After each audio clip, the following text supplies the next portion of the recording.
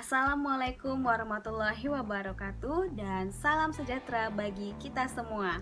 Perkenalkan, nama saya Ariska Natalia Tarigan, NPM 19009 dari Universitas 17 Agustus 1945 Samarinda, dari Fakultas Ekonomi, Prodi Manajemen. Pertama, saya mengucap syukur kepada Tuhan Yang Maha Esa, dan yang kedua kepada yang terhormat Bapak Dosen Haji Sunarto, SEMSI, dan juga kepada teman-teman yang saya sayangi. Ya, merangkum secara singkat mengenai mata kuliah ekonomi internasional. Baik, kita mulai dari ruang lingkup ekonomi internasional. Dari segi ilmiah, ekonomi internasional merupakan salah satu cabang ilmu ekonomi yang membahas mengenai akibat yang timbul dari adanya saling ketergantungan antara berbagai negara di dunia, entah itu dari segi perdagangan internasional maupun pasar kredit internasional. Tujuan dari ekonomi internasional adalah agar bisa membebaskan masyarakat dari kemiskinan dan kelaparan, membebaskan bangsa dari keterbelakangan ekonomi, memajukan perdagangan, mempercepat pertumbuhan ekonomi, menstabilkan negara di bidang ekonomi, politik, budaya, sosial, serta pertahanan keamanan, memelihara ketertiban dan perdamaian negara, mempererat tali persaudaraan perdamaian negara, dan mempercepat pembangunan nasional. Kemudian, sebagai salah satu tujuan ekonomi internasional, perdagangan internasional berbeda sifat dan cara pelaksanaannya kalau dibandingkan dengan perdagangan dalam negeri. Berikut beberapa penyebab perbedaan tersebut. Yang pertama, perbedaan negara. Yang kedua, perbedaan bangsa dan daerah.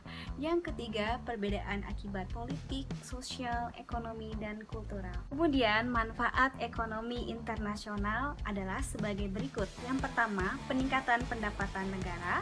Yang kedua, kestabilan harga barang dalam negeri terjaga. Yang ketiga, perluasan ketersediaan lapangan kerja. Yang keempat, pelaksanaan pembangunan nasional bisa lebih cepat. Yang kelima, kemunculan berbagai ahli bidang teknologi. Kemudian, untuk karakteristik dari ekonomi internasional sendiri itu ada 3, yaitu pertama, liberalisasi pasar atau kondisi pasar terbuka. Yang kedua, kemunculan perusahaan multinasional. Yang ketiga, ketatnya persaingan antar negara dan perusahaan. Pengaruh aspek internasional terhadap pendapatan nasional adalah merupakan jumlah seluruh pendapatan yang diterima oleh masyarakat dalam suatu negara selama 1 tahun.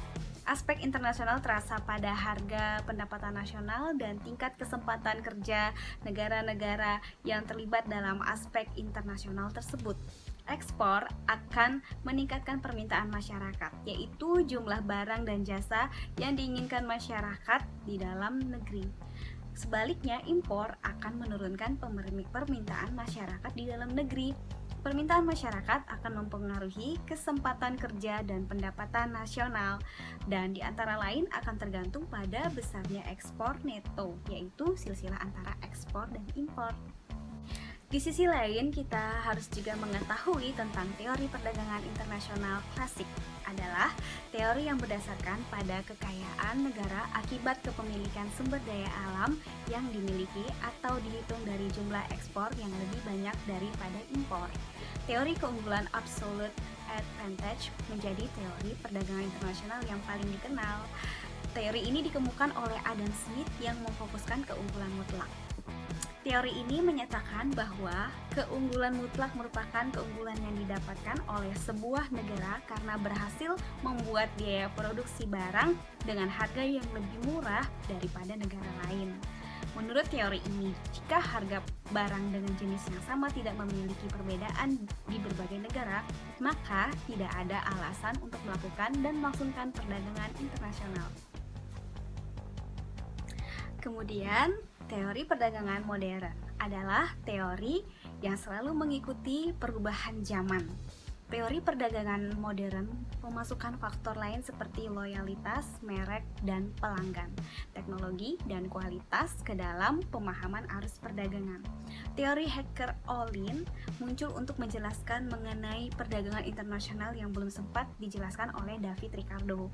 Teori ini dikemukakan oleh Eli Hexer dan muridnya, yaitu Bertil Ohlin, yang dibuat sebagai alternatif dari model Ricardian.